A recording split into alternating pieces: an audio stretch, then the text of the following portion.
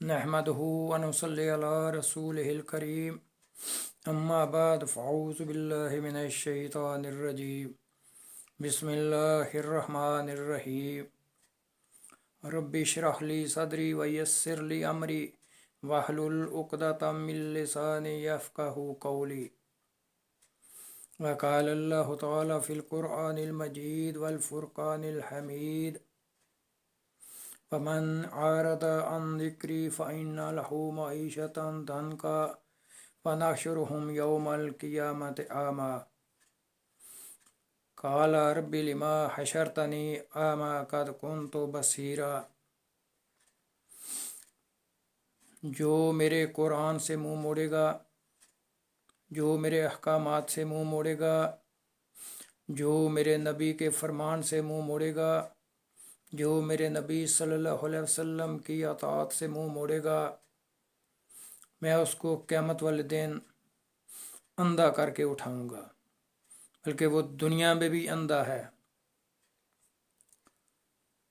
کیوں؟ وہ اپنی من چاہی زندگی بسر کر رہا ہے، اللہ کے احکامات کو چھوڑا، اللہ کے قرآن کو چھوڑا، اللہ کے نبی حضرت محمد صلی اللہ علیہ وسلم کے فرمان کو چھوڑا، اپنی مرضی سے زندگی بسر کی، تو پھر میرے بھائیوں، اللہ تعالیٰ کا اصول ہے، اللہ تعالیٰ کی زمین کا اصول ہے کہ وہ اندھا ہو جائے گا۔ آج جو ہمارے معاشرے کی حالت ہے وہ دیکھیں،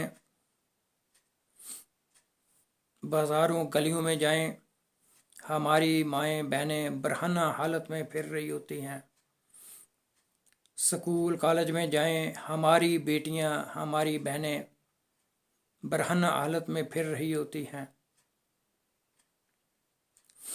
جہاں جائیں بے پردگی نظر آ رہی ہے، جہاں جائیں ہماری ہی بیٹیاں، کتنی عظیم بیٹیاں، کتنی قیمتی بیٹیاں وہ پردگی میں اپنی زندگی بسر کر رہی ہیں۔ اگر یہ اللہ کا عذاب نہیں تو پھر میرے بھائیوں، ہمیں اپنی عقل کا علاج کروانا چاہیے۔ اللہ تعالیٰ نے ہمیں بیٹیاں اس لیے نہیں دیں، ان کے ہاتھ میں موبائل پکڑوا کر بازاروں میں گھومنے کی اجازت دیں، اسکول کالج میں جاتے ہوئے موبائل پکڑوا کر اسکول کالج یونیورسٹیوں میں جانے کی اجازت دیں، تو میرے بھائیوں، قیامت والے دن وہ کیسی ہماری مددگار بنیں گی۔ ہماری بیٹیوں نے قیامت والے دن ہمیں جنت میں لے کر جانا ہے، کیسے لے کے جانا ہے، کیسے ہماری انگلی پکڑ کر جنت میں لے کے جائیں گی۔ پیارے پیغمبر نبی صلی اللہ علیہ وسلم نے فرمایا، جس آدمی نے 3 بیٹیوں کی، 2 بیٹیوں کی، 1 بیٹی کی پرورش صحیح اسلام کے مطابق کی، وہ آدمی جنت میں جائے گا۔ تو ہم نے اپنی انگلی پکڑانے کی بجائے موبائل دے دیا، تو وہ کیسے ہمیں جنت میں لے کے جائیں گی؟ جس بیٹی نے باپ کی انگلی پکڑ کے جنت میں لے کے جانا ہے، وہ موبائل پکڑ کے دنیا میں پھر رہی ہے، سکول کالج میں جا رہی ہے، موبائل پکڑا ہوا ہے، بازار میں جا رہی ہے، موبائل پکڑا ہوا ہے۔ تو میرے بھائیوں، سر کے اوپر دوپٹہ بھی نہیں، برہنہ حالت میں جا رہی ہے۔ تو میرج ہال میں جائیں، مارکیز میں جائیں، یہ برہنہ حالت اللہ کو کیا گوارا ہے؟ اللہ اس بات کو برداشت کرے گا؟ اللہ تعالیٰ کا اصول ہے، جب کوئی بھی قوم اللہ تعالیٰ کی نافرمانی میں انتہا کر دیتی ہے، اللہ تعالیٰ اس قوم کو اندھا کر دیتا ہے، اس کو کوئی سمجھ بوجھ نہیں آتی۔ تو میرے بھائیوں، ہمیں اپنی عقل کا علاج اسی دنیا میں رہ کے کر لینا چاہیے. ہماری آنکھیں اسی دنیا میں رہ کے کھل جانی چاہیے. ہمیں اپنی جنت کی فکر اسی دنیا میں رہ کے کر لینی چاہیے. تو میرے بھائیوں، قبر سے اٹھ کے کوئی آدمی واپس نہیں آئے گا. جو دنیا سے چلا گیا وہ کبھی بھی واپس نہیں آ سکتا. نہ اس جسم میں دوبارہ روح پڑے گی. وہ قیامت والے دن اٹھایا جائے گا. تو میرے بھائیوں، قیامت والے دن کیا ہولناک دن ہوگا جب یہ ہماری اولاد ہم سے جان چھڑائے گی. ہر آدمی کو نفسی نفسی کا عالم ہوگا. ہر آدمی کو نفسی نفسی پڑی ہوگی. اپنی ذات کی پڑی ہوگی. نہ باپ بیٹے کا، نہ بیٹا باپ کا، نہ ماں بیٹی کی، نہ بیٹی ماں کی. تو میرے بھائیوں، کیا بنے گا؟ تو اللہ کے لیے اپیل ہے، خدارا اپنی بیٹیوں کو برہنہ سکول کالج یونیورسٹیوں میں نہ بھیجیں. ہماری بیٹیاں بہت قیمتی ہیں،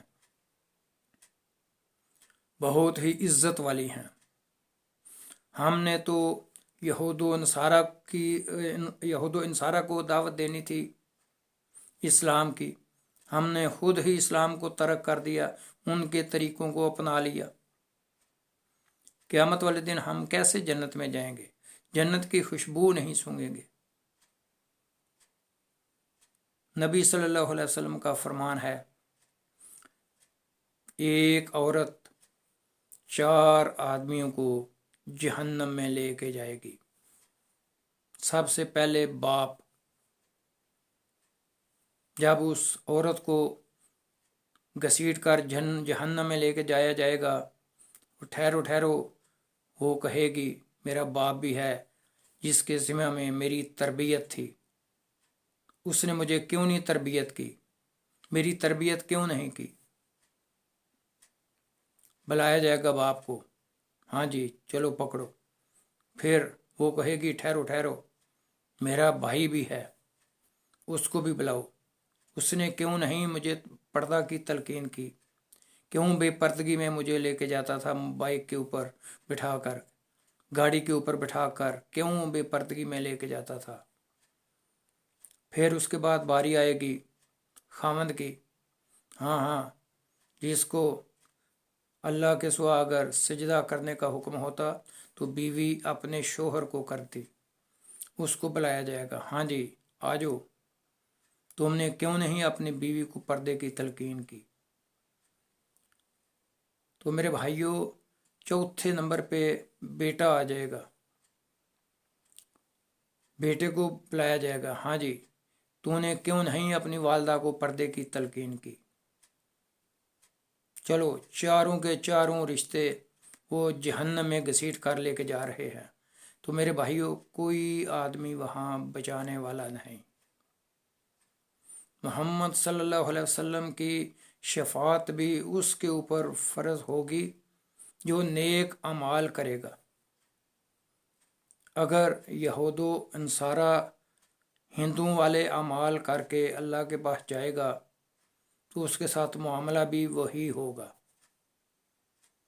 اما عائشہ صدیقہ رضی اللہ تعالی عنہ، اما فاطمہ الزہرا رضی اللہ تعالی عنہ، اما ختیجۃ الکبریٰ رضی اللہ تعالی عنہ ہمارے لیے بہترین رول ماڈل ہیں. ہم ان کو چھوڑ دیا، یہود و انصارہ کو اپنا لیا. تو میرے بھائیوں، یہ اسلام کا کلچر نہیں. تو اگر ہم نے جنت میں جانا ہے تو اللہ کی فرما برداری کرنی پڑے گی.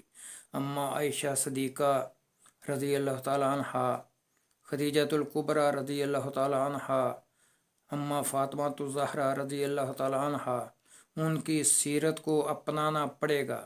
اپنی ماؤں بہنوں بیٹیوں کو پردہ دینا پڑے گا. اللہ کا وعدہ غلط نہیں ہو سکتا. تو میرے بھائیوں، توبہ کریں، توبہ کریں اور اپنے آپ کو، اپنی اولاد کو اسلام کے مطابق تربیت کریں.